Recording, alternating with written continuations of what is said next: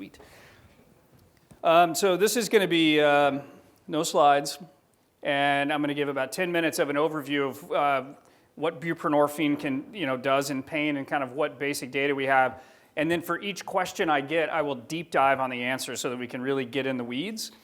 So make sure that if you have a question that's out there, you ask it, because if you don't, then I will just talk to you about neuroscience and just go at it until your eyes glaze over and it's bad. So I was asked a long time ago, by a patient, and they said, why can't we just invent a med that treats your pain, makes you not die, doesn't cause addiction, and is safer, doesn't make me have all of these issues with my constipation and all of that. And I was like, well, we're close. We have a medication that is an opioid that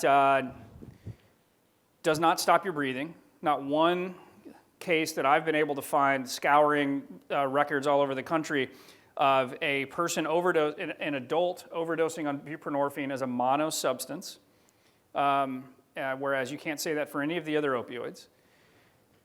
It decreases the chances of having constipation because it's a partial agonist. It doesn't stop it, but it makes it less. It works really well for pain, and it actually works well for pain because we have not only the capability to bind the receptors in the brain for pain, but the drug acts in different ways depending on what part of the brain it binds to. So I'm going to debunk a few myths real quick. We do not currently have a full agonist opioid. So we talk about full agonist and partial agonist. There is no such thing as a full agonist other than DAMGO, which is our internal dimethylacetyl, it's a long name, but it's our internal endorphin. That's the only thing that actually turns on the mu receptor 100%. Everything else is a portion of that 100%. Sufentanil would be like 94%. Fentanyl like 90%. Oxycodone like 88%. And as we get down, morphine is like 75%. And we use that as the gold standard for cutoff for what we call full agonist. It's not a full agonist. Buprenorphine sits around 70% to 60%, depending on your genetic makeup of your mu receptor. So this artificial demarcation between full agonist and partial agonist is actually just not accurate pharmacologically. It's an easy construct to teach medical students and nursing students and to talk about these drugs as different, but they're just not as different as we say. The other thing is that buprenorphine does not saturate the pain treatment part of the brain until you hit 10 milligrams per kilogram. All right, so 700 milligrams is what you would need to get to before you actually fully saturate the pain part of the brain. And this was an early myth that I even heard when I took the first X license course, when it came out and they were talking about it's a partial agonist, and even a little bit, it saturates all the receptors, and so giving more doesn't do any more. Not accurate. It has pain control capability that as you increase the dose, you get a better response to pain. And if you increase it more, you get an even better response to pain, and so on and so forth until you get to 10 milligrams per kilogram. So we dose it at the lowest end of the range. Now, it's mostly effective at that low dose. Hence the reason we have the transdermal buprenorphine patch, which is FDA approved for pain, and that's micrograms of dose that you get per hour. So you don't get this upswing, and even with that. So why is a drug that you can give at micrograms, still has some effect, all the way up to 10 milligrams per kilogram to 700 milligrams, before you extinguish the effect? Any other drug that we have that wide of a dose range, for opioids? No, I mean, we're looking at the LD50, the dose that you have to give somebody, the lethal dose at 50% of oxycodone being, right around 200 milligrams for opioid-naive people. So if you're opioid naive and you take 200 milligrams of oxycodone, 50% of those people will cessate breathing. That's not the case for methadone. The LD50 for that is really hard to calculate because it will cause sedation. But the partial agonist effect of it at the respiratory center ultimately makes it to where it never turns that fully off. It's confusing, right? Medication acts like a full agonist in one part of the brain, a partial agonist in another part of the brain, and then kind of in between in yet other parts of the body. Well, this has to do with a couple of things, and one is that buprenorphine binds obviously the mu receptor, but we have to remember that the mu receptor is not the same on every cell. Every cell gets pinged with different signals. Those different signals go down to the DNA. The DNA produces more or less. You can actually change the protein structure between the DNA and the protein in what they call post-translational modifications. So if these cells are being, like in the reward center of the brain, are being hit over and over again in those mu receptors, the body can modify just those as compared to other ones. So you can get differential responses to a med based on what part of the brain that it's in. So if I have a patient who has pain, and I don't want to kill them with a medication, which opioids have a tendency to do, we can use buprenorphine as a first-line medication. So let's say we have a person as a case and they have a broken leg and they come to the emergency department. Can I use buprenorphine for that patient? Sure. I can inject them with Buprenex. It's an injectable form. It was the original form of buprenorphine that was invented back in the 80s and actually sold as a pain medication and is FDA approved for pain. That was the first version of buprenorphine, was Buprenex. 0.3 milligrams. You can give it IM, IV. You can give the preservative-free version intrathecally, like for an epidural or a spinal. So you can use it in all of these places, and it has been used in all of these places in other countries, and even in our country. We had two moms that we did buprenorphine spinals on because they were on buprenorphine and stable and didn't want anything else in their system. And so we did a buprenorphine spinal, and they had their full C-section and everything with only buprenorphine, and then their post-operative pain treatment was just with buprenorphine. So these are all things we can do with this medication. What's the side effect or the thing that's going to happen if you give an opioid-naive person a decent-sized dose of buprenorphine? It's pretty nausea-inducing for opioid-naive patients. So, but really no more than you would get for hydromorphone, which is pretty nausea-inducing as well, but less histaminergic. So a lot of people will say, if I give Dilaudid to somebody, their nose itches, and they talk about how they itch all over, and then they want Benadryl with it. Now, some of my patients would like hydromorphone or Dilaudid with Benadryl in it because it actually enhances the high that they get with it, and they want you to IV push that Benadryl super fast because Benadryl being IV pushed actually causes euphoria as well. So and that's because of not the actual antihistamine, or not the histaminergic effects that it does, but because of what it can actually do for sodium-gated ion channels. But in the end, when we look at using buprenorphine for pain, if we have an 85-year-old person, how many people would rather give buprenorphine to grandma that just had a hip replacement as compared to oxycodone? I mean, I would, because what's happening on the floor of these hospitals? Respiratory arrest and ICU. And it's happening because what they're doing is playing catch-up after the PACU, but what if they gave a dose before surgery? I mean, these are the questions that we need to answer with this medication. And what I can't get my head around is that we have a medication that has inherently less drug liking.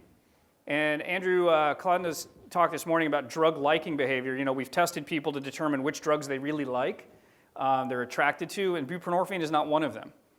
There is probably a small portion of the population that has a direct euphoria from buprenorphine. I know there is this because I've treated two people for addiction to buprenorphine. And they showed up to my clinic, and their primary drug of abuse was buprenorphine. But they were getting high at therapeutic doses, so they weren't even super therapeutic. They were taking like 32 milligrams a day, and they were still getting pretty stoned on this medication throughout the day. So as we look at this, what we have to figure out is there's a small portion of people who will have euphoria with buprenorphine. Most people will have euphoria with all of the other opioids. So when we check drug liking and risk of euphoria, buprenorphine wins. When we check risk of respiratory suppression, buprenorphine wins. When we check risk of diversion, buprenorphine wins. When we check risk of overdose, buprenorphine wins. When we check pain relief, buprenorphine actually is equal. It just is dose dependent. So why is it that we don't use buprenorphine as a first-line opioid? It shouldn't be a first-line. Opioids shouldn't be a first-line drug.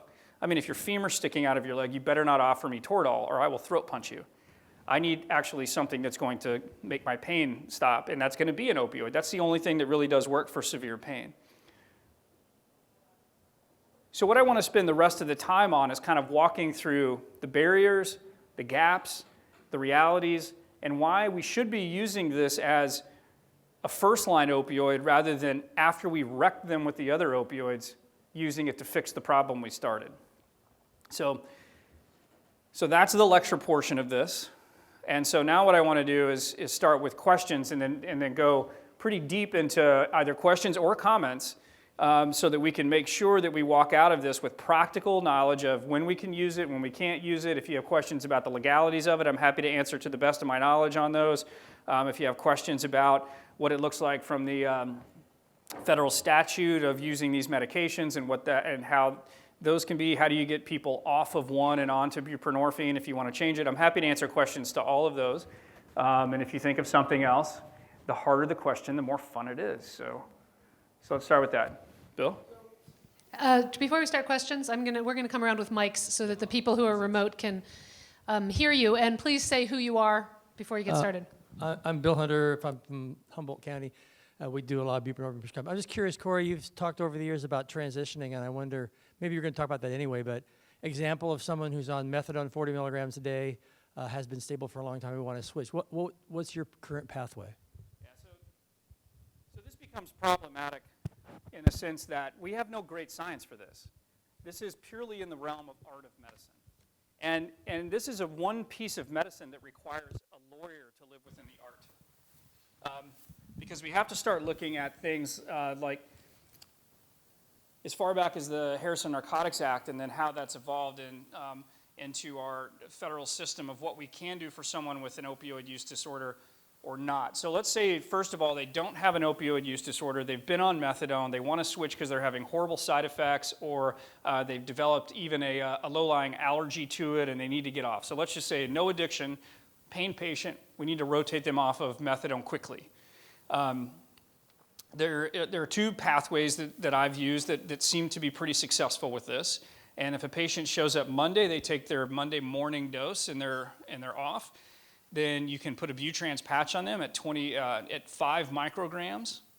And then once that starts to go up over the next 3 days, you're going to slowly transition them. And then what you do is you write them for 2 milligram equivalent Suboxone. Now remember, we have Suboxone, which is the combination product. We have Subutex, which is a mono product. Those absorb at basically the same rate, so those are going to be dose equivalent at 8 milligrams.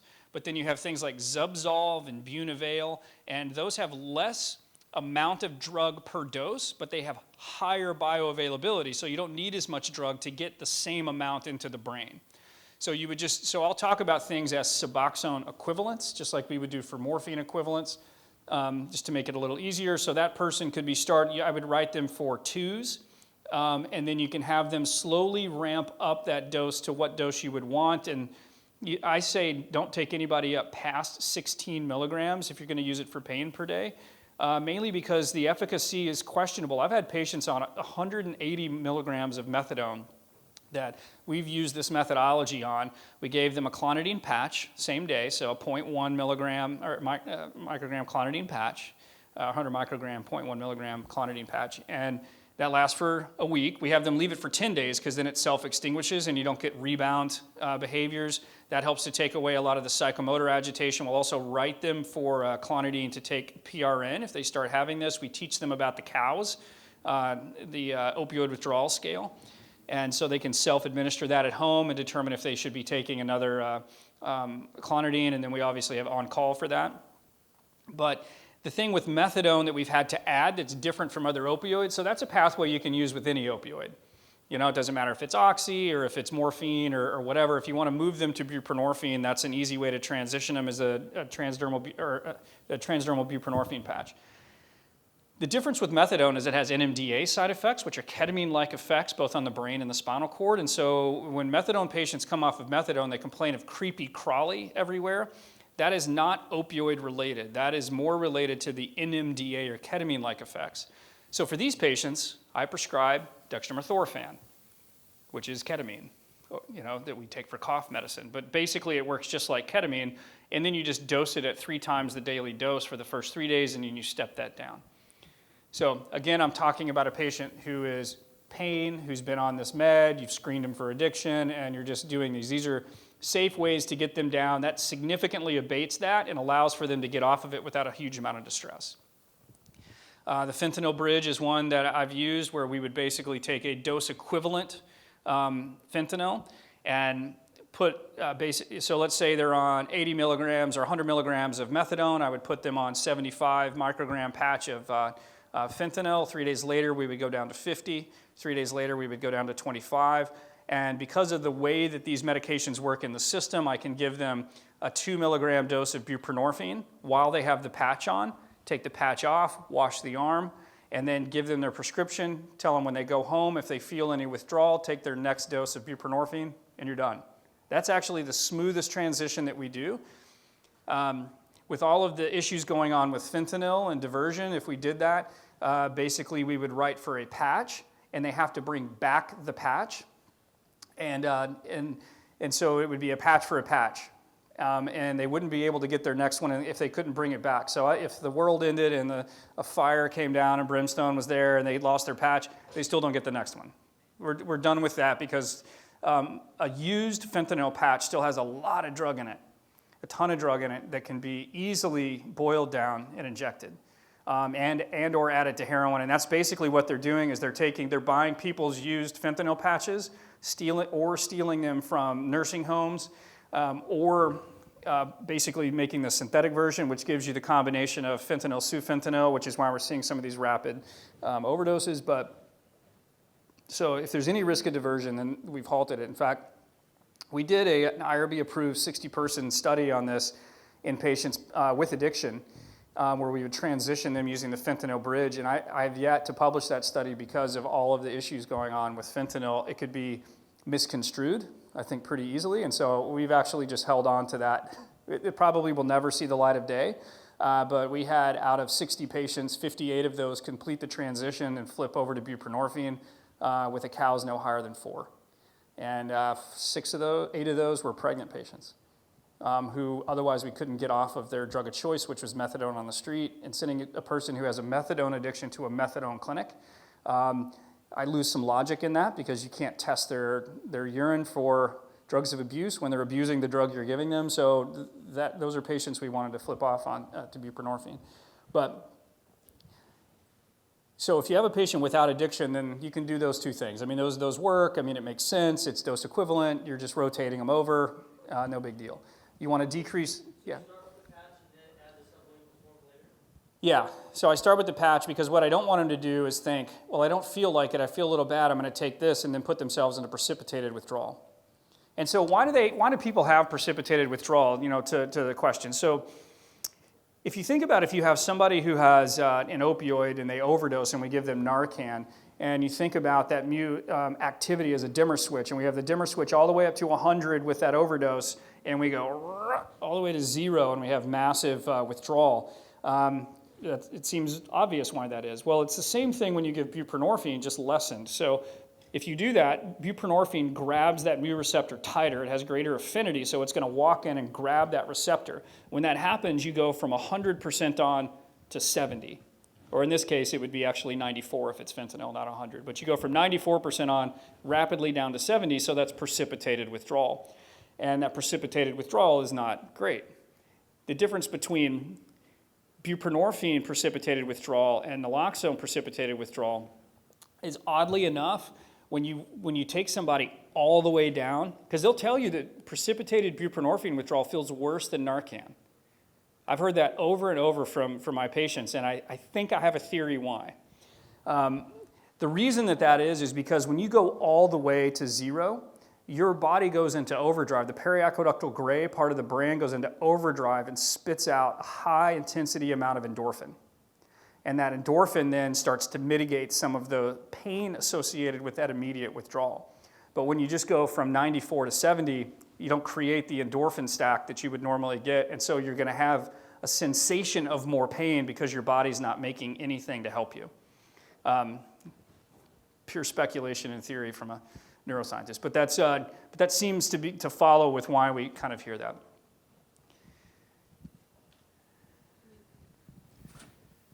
I'm going to jump in with a question from Santa Rosa, which is, are there opioid-dependent chronic pain patients for whom buprenorphine is not the appropriate choice? So opioid-dependent chronic pain patients in which buprenorphine is not the appropriate choice.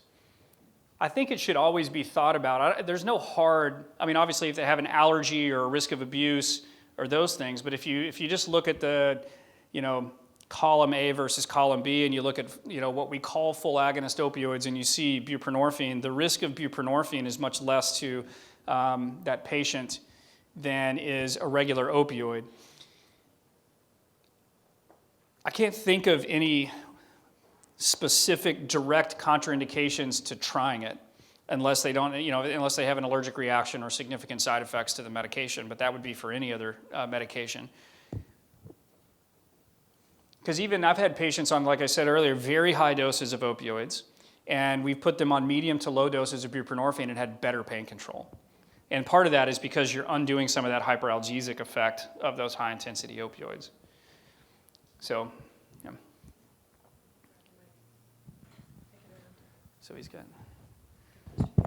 I think we had one right here. I'm Mark Apple from Anderson Valley. Two quick questions. One, if you could talk a little bit more about clonidine and when you use that. And two, you had mentioned earlier about methadone not shutting the respiratory receptors off. Well, methadone does. Buprenorphine does not. I thought you said methadone did not shut completely off the respiratory. No, that's incorrect. Okay. If I said that, that's totally wrong. Okay. It's only buprenorphine that doesn't. It's, Okay, I thought you said that. Then I don't have. I want to make question. sure that's clear. Yeah. We have a disproportionate number of respiratory arrests secondary to methadone because it's so efficient at shutting down the because methadone respiratory is the most common drug that people, my understanding, is the most common drug that they overdose on. No, it is. So the statistics are this. It's one of the lowest percentage opioids that we write, yet for an individual drug, it's disproportionately responsible for overdose. And, but it's not the total. Hydrocodone is that plus a benzo or alcohol is the most common reason that people overdose. And then you have heroin right behind that one. And then you have the polysubstance injection with a whole bunch of other stuff. But no, methadone rapidly suppresses respirations for patients and probably even causes pretty common central apnea in patients in a methadone clinic. And I think it's underdiagnosed, but a sleep disorder is commonly found if you start to ask the questions and actually do sleep studies on these patients.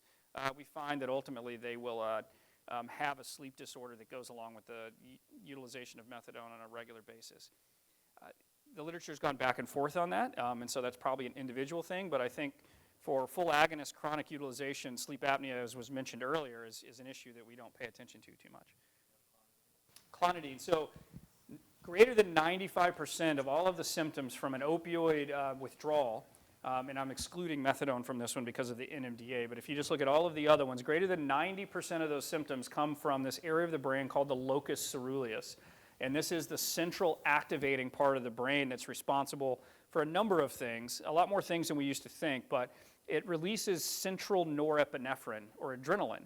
Now, this is the area that we go after with clonidine for blood pressure because central blood pressure is regulated through that part of the brain. And so when you give this alpha 2 agonist, when you give that medication, it blocks that, and therefore it doesn't release as much noradrenaline. And because it doesn't release that adrenaline, it doesn't send out glutamate, which is the excitatory molecule, so it doesn't raise blood pressure. So what happens with opioids is we suppress the locus ceruleus, suppress it. It's trying to overcome it by making more adrenaline, but we're blocking it. So it's building it up. And when we remove that substance, all of that explodes out, and that gives you the vast majority of all the psychomotor agitation, the diarrhea, and all of that is that central activation. And so treating that as the main focus of treatment is will take care of almost all the symptoms. And people are very resistant to the side effects of clonidine when they're in withdrawal, because you're not going to touch their blood pressure with that medication until you've actually subsided withdrawal, because they're releasing above normal. And now if you have a patient whose COWS is below 3 and you're deciding you're going to give them more clonidine, that's where you may start to get into some of that. But the locus coeruleus also connects to the reticular activating system in the brain, and that is our sleep-wake center. And so this is why when we block that norepinephrine, that we're blocking the adrenaline that would normally go to our awake center. And so that's why it's so sedating for some patients, because we're blocking the part of the brain that's supposed to be waking us up. I mean, I could go down a whole rabbit hole on how that center is also responsible for the sleep disorder and chronic pain, because it gets turned on through the spino-mesencephalic tract, but that's a whole. I use the patch. 0.1 milligram patch is really common. If they get dizzy, I tell them to take the patch off, and then I tell them they can take up to 0.9 per day as a total. If they feel like they have to take more, then they call. So we have another question here in the room, and two more, and then we also have some lined up from Santa Rosa and Eureka coming in. Okay. Hi, Corey. Stephen Chen from Alameda County here. Got a question. I'm working with primary care docs on the adoption and comfort with Bupe for addiction as well as for pain. One of the challenges we have is getting clarity on guidelines, if you will. What you were mentioning earlier around the art of medicine, it just gets a little unclear for folks who are beginning and wanting to know, what are the buckets, what are the pathways, is it you start someone here in an induction clinic and then they come to you in primary care and then you manage it this way, and these are the dose equivalents that you would start. Is there a good resource, or is this all in the experts' minds and we're supposed to somehow distill this? Yeah, if you haven't learned the Vulcan mind meld at this point, then you're screwed. So, no, we have, so the American Society of Addiction Medicine has put out guidelines for utilization of medication-assisted treatment. Those were funded by SAMHSA and that group. I wrote a guideline for the state of Michigan that came out a little bit before those guidelines that also talks about that. That was adopted by that state and actually put into the contractual language for each of the communities. And it's written really for the lay provider, not the specialty provider. We're updating that right now to add all the new medications that have come out. So we have a pain chapter in mind. They didn't have one there. For pain right now, the only thing that you have are basically the Buprenorphine insert. So the big piece of paper that you get from Buprenorphine that you can read from the FDA, and the insert that comes with the buccal version that's here. And there's only 2 studies for the buccal version for the utilization of pain. This drug is it is totally like Pong. Remember, you go back and forth at the federal level, because buprenorphine, I can inject IV buprenorphine. I can give you a dose intrajugularly, and I don't need a special license for that. I can give you a buccal version that's $800 a month, and I don't need a special license for that. But if I want to use Suboxone or Bunavail or Zubsolv, I need a special license, or you're going to get hauled off for breaking the Harrison Narcotics Act, the Controlled Substances Act, updated, or at least people think. You're not. But I mean, it's just so weird that one says no, and I'm not going to pay for it, and the other one's like, oh, I'll pay for that, even though it's 5 times more expensive and the exact same drug but the different label. We just need to get on the bandwagon with this, and then we can start to do studies. But right now, people don't like to do studies because, one, it's usually not paid for. Buprenorphine is great in a hospital, but outside of the hospital, it's not helpful. The buccal is too expensive. It's tier 3 for the vast majority of payers around the country, and so you can't even get it, for your patient without 4 hours worth of paperwork. And one of the other things is that we have pill mills that have abused the use of buprenorphine, and they say they'll write for their 100 patients, but now they're going to actually write for, I have 300 patients on Bupe, but 200 of them, magically 200 of them are just for pain. And so the DEA is in a bit of a quandary right now, because their job's to enforce, You know, it's not like they wake up every morning, how can I make practicing medicine harder? It's just they have a task, and their task is to enforce. And now they have to enforce laws that don't match. So legally, you can write it for pain, but then is it documented? And if they have addiction and you document it as pain, is that fraud? Technically, yeah. I mean, it's billing fraud. I mean, so we have to start looking at how all of these things work. And so in general, you use the same ladder that you would for any other opioid. You start low, titrate up, and if you get above 34, most opioids are probably just not going to work. I mean, it's just that, you know, if you have to for all the same rules that you have for the full agonist, if you have to titrate quickly and they're not getting pain relief, opioids are probably not going to be a good drug of choice for them. If they have abnormal euphoria, if they say, man, I finally have energy when I take this medication, so when I take it, I can get up on Saturday, I can totally clean my house, I can do my yard, I can do all this stuff. I look at them and I'm like, that's not normal, man. Nobody does that on a Saturday. You know, maybe one of those, but what you are is high. I mean, you're intoxicated on the substance and it's making you almost manic, and some people will have that type of response as a pathway. So it's the same basic ladder. You try all the non-opioids first with physical therapy, mindfulness, you know, and all of those things. And then if you get to that point where you need an opioid, using buprenorphine out of the gates as a patch is probably the best way if they have pain around the clock. If they don't have pain around the clock and it's more of I need help because I got to go to work, then a single strip in the morning or a single dose of buprenorphine in the morning will last them pretty much the workday. And so even with that, you don't have to take that much. And so if they only need it to be able to go to be like, you know, Terry, you know, the construction worker who's got to go to work, then it's probably you started at 2 milligrams and see what that does. And if it doesn't do it, then you go to 8, and you can go up to 16 2 to 3 weeks later, and 24 2 to 3 weeks later. But if you're feeling like you have to go up higher than that, I think you're maybe chasing something you're not going to catch up to. Great. I want to get in some of our questions from the other Yep. sites. So from Eureka, does buprenorphine show up on a urine drug screen? And if not, how do you screen for use? Yeah, it does not show up on a regular drug screen. It is not cross-reactive with opioids. It only shows up as buprenorphine and norbuprenorphine that has a specific CLIA-waived test that you can get for your office, or you have to just ask for them to test for buprenorphine or nor. I would not get one that you only test for buprenorphine. I would definitely get one that you test for both bup and norbuprenorphine, because this way you can make sure that your patient's not just spiking their urine with the drug to show that it's positive, because if you see both, then you know they're taking it and metabolizing it, or if you see just the metabolite, then you know they ran out early. I mean, those are some little things that can be helpful for conversation, but it does not show up under opioids. Either does fentanyl, and sometimes not even oxymorphone. But fentanyl and Ultram are notorious for not showing up under opioids, but buprenorphine definitely doesn't. Great. And we have a couple questions from Santa Rosa about tapering and about the end goal. So I'm going to give you the more specific one first, except that it just went off. So what's the plan for Suboxone tapering in the future? Are there recommended visit frequencies to help with patient buy-in and support, for instance, with discussion about 3-day and weekly follow-up? And do monthly and 3-month appointments fail due to being too infrequent? And then let me give you the more general question, because I think it's related. What's the end goal for patients on buprenorphine, in your opinion?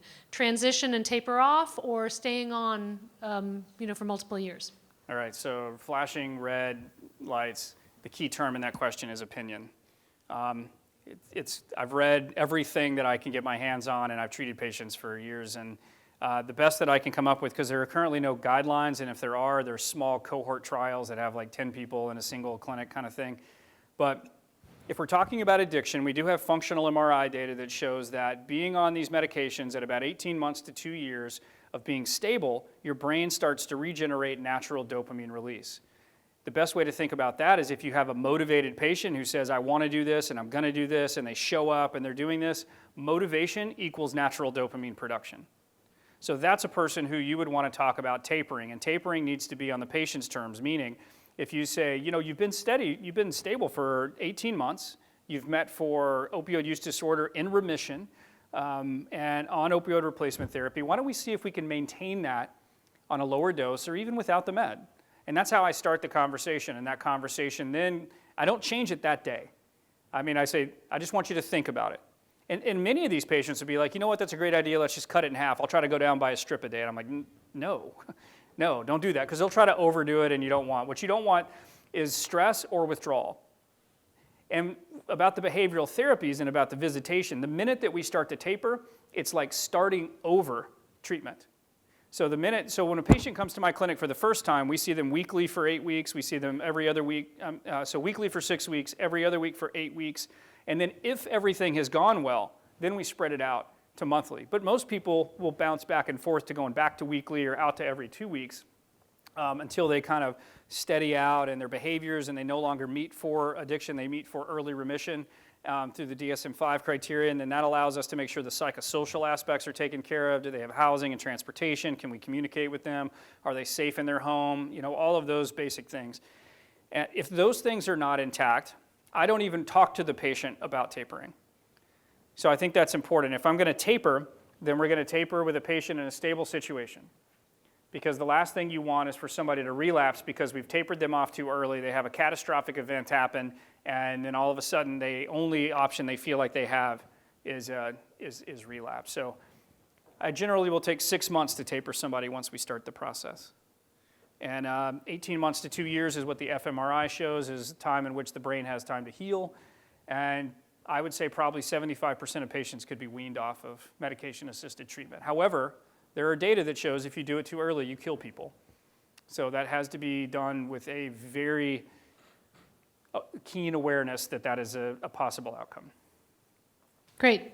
We have about 5 more minutes and probably time for one more question. Hi, Karina DeBrune from Santa Clara County. I've had an influx of very elderly patients lately on high-dose methadone, 80 milligrams, plus oxy, plus benzo. Yeah. And I was wondering if Plus you a could side of speak crazy. to this particular population and any particular precautions, how to get them over to buprenorphine to be safe. Yeah, I think, so those questions, when I have the conversations with my elder adult population, I very much, when I see it, I go, oh my God, I can't believe you're not dead yet. I mean, that's basically the conversation, the first interaction I have with them. And I don't even have to really fake the hyperventilation. I'm just more like, oh my God, we gotta change this like right now. I mean, literally, that's the way. You need to have an urgency about the path. And you can say, and if they're like, well, this is the only thing that's helping me, the answer is, it's gonna help you till it doesn't. And then when it doesn't, we're in a really bad way, because that's either going to be death or your tolerance is so high, I can't do anything for it. If you fall and break your hip, you're in so much trouble in the hospital, there's no way we're going to do this, and you're running through that. So it's not like talking to a teenager where they don't have future thought capability. So when you're talking to them, they generally can start to conceptualize future thought aspects, and you've basically weeded out based on the high mortality rate of those with severe addiction by the time that you get into the elder adult population. You still have to check for it, but it's less likely that they have an overt addictive disorder. Most of the time it is, I am physically dependent. The chronic utilization of opioids have changed the parts of my brain that are responsible for forethought and logical thought, and they're disinhibited on a regular basis. They have a wrecked sleep cycle, which we know in elder adults becomes pretty catastrophic and can cause psychosis and all kinds of stuff, and worsens pain by a lot. And so for those patients, I would, one, state, we have to figure out how to get you off of this, and I need you to help me. And here are our options. But while we're doing this, I need a sleep study. I want to do an endocrine study to make sure that we haven't damaged some of the endocrine system that we're working on, specifically looking at like testosterone in men and that, and start to talk to them about sleep apnea and lack of sleep, and talk to them about the things that they know, and then go down the same pathway that we did today. But for those patients, basically, I would consolidate to a long-acting med, but I would rapidly try to get them over to a buprenorphine product via one of the pathways that we talked about. So a butrans bridge would be, and that population tends to not whine a lot. So if they have like withdrawal, they'll come in and they'll be like in floored withdrawal and they look horrible. And I'm like, how are you? Oh my God, you look bad. And he's like, no, I feel fine. I mean, they're just like shaking and that. They're much more stoic. Generation X, we're all crying on the floor and whining. But I ask them. I give them a preference. It doesn't matter. I mean, it's the faster the better, because it is high risk and it's causing other problems that we know about. So I'll say, look, you're at 80, so we can try to go down by 20%, 10% per week is the fastest I would go. And here's the taper schedule. Try to follow it. I'll follow you up weekly to see how we get there. And then once you get down to this lower level, then we can flip you over with a Butrans bridge, or you can just try to taper them all the way down. And I would do that at 5 to 10% per week, and it would take a long time. Really tough to do, but getting them off of the methadone, flipping them to a product that's going to be safer for them is really important. And I think safety and function are the two words that I use all the time, because they're going to care about, yeah, that might be safe, but I can't live. So good for you that I'm safe, but I'm miserable. So you have to balance those things there. But benzos are tough too, because a lot of these patients are on long-term Valium or Ativan. And so it takes 6 months minimum to wean a benzo. So for those patients, I would flip them over to a clonazepam or a long-acting benzodiazepine and go down by 10% per month. Just take your time. Wonderful. Thank you all here and those of you in Eureka and Santa Rosa and other places for participating. And thank you very, very much to Dr. Corey Waller.